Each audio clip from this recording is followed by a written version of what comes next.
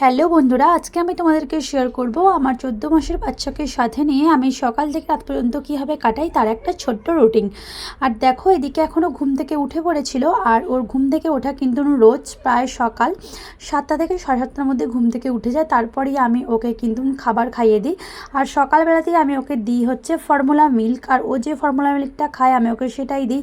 আর এখন ওর বয়স যেহেতু 1 বছরের উপরে হয়ে গেছে, তো ওকে আমি কিন্তু এখন ল্যাকটোজেন 2টা দিচ্ছি। তো ওটাই কিন্তু ওর সকালের দিকে খায়। আর সারা রাত যেহেতু ও ব্রেস্ট ফিডিং করে, তো সকালবেলায় ঘুম থেকে ওঠার সাথে সাথেই কিন্তু আমি ওকে খাইয়ে দিই। তারপর খাওয়া দাওয়া কমপ্লিট করি কিন্তু আমি ওকে এখন একটু ফ্রেশ করে নেবো। এদিকে আমি ওর একটা আলাদা জামা নিয়ে নিয়েছি, আর এদিকে ওর পাউডার, ওর লোশন সবটা নিয়ে নিয়েছি। আর তোমরা কিন্তু প্রত্যেক দিন সকালবেলায় ঘুম থেকে ওঠার পর বেবিকে কিন্তু জামা কাপড় চেঞ্জ করে দেবে। তো দেখো, এদিকে আমি ওকে এখন রেডি করছি, আর ওকে এখন একটু পাউডার লাগিয়ে দিলাম। আর আমি কিন্তু ওর জন্য ইউজ করছি ক্যান্ডিড পাউডারটা। আগে কিন্তু আমি হিমালয়টা করতাম, বাট সত্যি বলছি এটা কিন্তু খুবই ভালো একটি প্রোডাক্ট। এটা কিন্তু বাচ্চাদের জন্য খুবই একটা ভালো। তো তোমরা এটা ইউজ করে দেখতে পারো। আর আমি ওর জন্য যে লোশনটা ইউজ করছি এটা কিন্তু সম্পূর্ণ ওকে ডাক্তার সাজেস্ট করেছিল, তো সেই জন্য সকালের দিকে একটু বাইরে দিয়ে বের হয়। আজকে যেহেতু বাইরে বৃষ্টি হচ্ছিল, তো সেই জন্য বাইরে একদমই যেতে পারিনি কো। তো আমি দেখো এদিকে ওর বইগুলো ওকে দিয়েছিলাম, আর ও কিন্তু বইগুলোকে নিয়ে নাড়াচাড়া করছিল। আর তোমরা কিন্তু অবশ্যই বাচ্চাদেরকে একটা টাইম করে বই দেবে, যেহেতু ওরা সেগুলোকে একটুখানি আর কি নাড়াচাড়া করলেও কিন্তু সেটাও কিন্তু ওদের জন্য অনেকটাই ভালো একটা অভ্যাস। তো আমি কিন্তু আমার বাচ্চাকে সকাল সন্ধে একবার করে এই বইগুলোকে দিই। ও কিন্তু এগুলোকে নিয়ে একটু দেখে, তো এখন ওর খাবার সময় হয়ে এসছে। আর আমি ওকে এখন খাইয়ে দেবো হচ্ছে চিড়ে। আর এখন ঘড়িতে বাসে 9টার দিক করে আমি ওকে আবার একবার খাবার খাইয়ে দিই, যেহেতু ও সকালবেলাতে একদম হালকা খাবার খায়, তো সেই জন্য। আর এদিকে আমি নিয়ে নিয়েছি চিড়ে। আর চিড়েটা কিন্তু আমি একদম শুকনো খোলায় নেড়ে মিক্সিতে মিক্স করে আর কি এয়ার টাইট কন্টেনারের মধ্যে রেখে দিই। এটা কিন্তু একদম গ্যাস ছাড়াই খুব সহজে তুমি বাচ্চাদেরকে তৈরি করে দিতে পারবে। আর এটা কিন্তু বাচ্চাদেরকে ঝটপট বানিয়ে দেওয়ার জন্য খুব সহজ একটা খাবার। তো দেখো, এর সাথে আমি অ্যাড করছি অল্প পরিমাণ খেজুর। তো এরপর এটাকে গরম জলে কিছুক্ষণ রেখে দেওয়ার পর কিন্তু ওকে আমি খাইয়ে দেবো।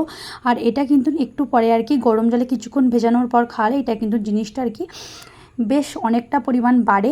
তো দেখো, এখন এদিকেও খেলা করছিল, আর আমি ওকে এখন খাবারটা খাইয়ে দেব।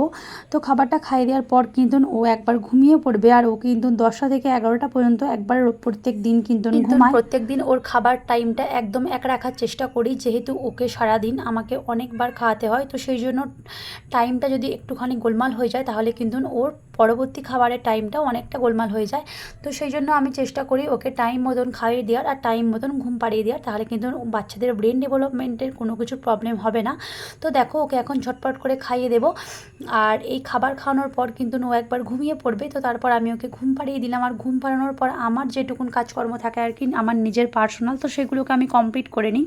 তো এখন এদিকেও ঘুমিয়ে পড়েছে, চলে গেছে আমি ওর খাবার বানাতে। আর এটা কিন্তু ও ঘুম থেকে ওঠার পর খায়। তো আজকে ওকে দিচ্ছি সাবুদানা রেসিপি। তো ওকে কিন্তু আমি প্রত্যেক দিন আলাদা আলাদা দিই, কোনো দিন সাবুও দিই, কোনো দিন সুজি, আবার কোনো দিন ডালিয়াও দিয়ে থাকি। তো তারপর দেখো, এদিকে আমি ওর জলটা রেডি করে নিলাম। আর ওকে কিন্তু আমি এখনও ফুটান্ত জলই দিয়ে থাকি, যেহেতু আমার ডাক্তারবাবু আমাকে বলেছেন যে ওকে কিন্তু 24 মাস পর্যন্ত স্টিল এরকমভাবেই জল দিতে।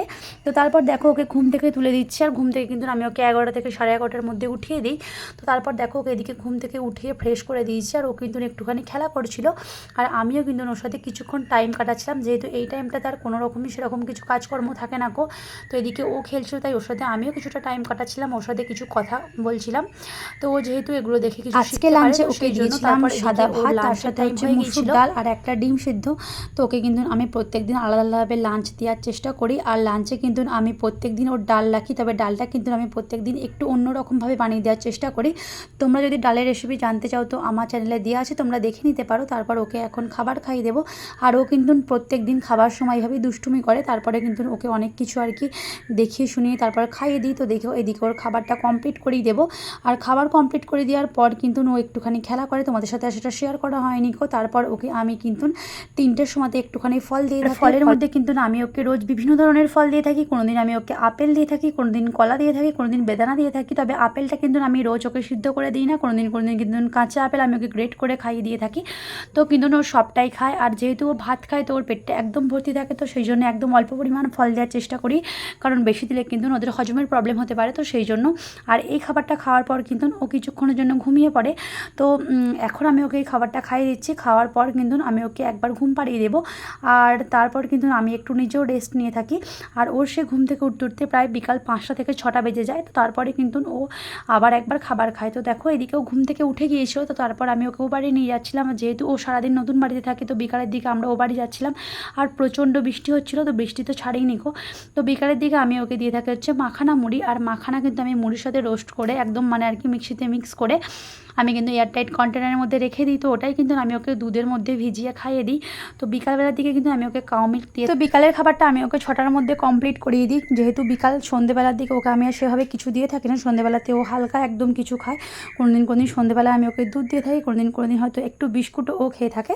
তো এখন ওকে খাবারটা খাইয়ে দিচ্ছে। আর বিকালবেলায় রোজ খাবার খাওয়ার পর কিন্তু একটুখানি বাইরে দিয়ে যায়, ওখানে একটু সবুজ গাছপালাগুলো দেখলে কিন্তু ওদের ব্রেনের জন্য ওটা প্রচণ্ড ভালো। তো আজকে যেহেতু বৃষ্টি হচ্ছিলো, ও বাইরেতে যেতে পারিনি গো, তাই আমি ওর সাথে কিছুটা টাইম কাটাচ্ছিলাম, আর ওকে আমি ধরে ধরে একটুখানি চলাচ্ছিলাম। আর যেহেতু ও চলতে প্রচণ্ড ভয় পাচ্ছিল, তো সেই জন্য কিছু সময় আর কি আমি ওকে ছেড়ে দিয়ে এভাবে দেখাচ্ছিলাম যে ওইটা যে ধরতে।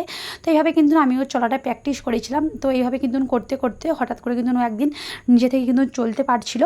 আর তোমাদেরকে দেখো আমি তারই কিছু আর কি ভিডিও দেখাচ্ছি। তো দেখো আমি কিন্তু ওকে সামনের ওইটা ধরতে বলছিলাম, তো দেখো ও কিন্তু যাচ্ছে অল্প অল্প করে। তো তোমরা কিন্তু বাচ্চাদেরকে একদমই যখন চলতে চাইবে না, তোমরা কিন্তু বসিয়ে রাখবে না, তোমরা কিন্তু সব সময় ওদেরকে অ্যাক্টিভ রাখার চেষ্টা করবে। তোমরা নিজেরা ওদের সাথে চেষ্টা করবে, ওদিকে বলবে আসতে কিছু একটা জিনিস ওদেরকে দেখাবে, যেটা দেখে ওরা ধরতে যাবে, আকর্ষণ হবে সেটা ওদের সামনে দেবে। তো সেটা দেখে দেখবে ওরা কিন্তু আস্তে আস্তে এগোনোর চেষ্টা করবে।